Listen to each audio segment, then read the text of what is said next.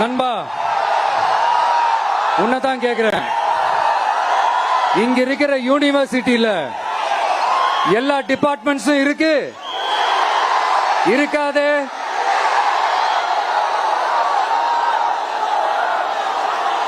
இங்க இருக்கிற மெடிக்கல் காலேஜுக்கு வைத்தியம் பார்க்கிற லெவல்ல தான் இருக்கு. நண்பா, இங்க இருக்கிற மெடிக்கல் காலேஜ்ல எல்லா எக்யூப்மெண்ட்ஸும் வேலை செய்து செய்யாது?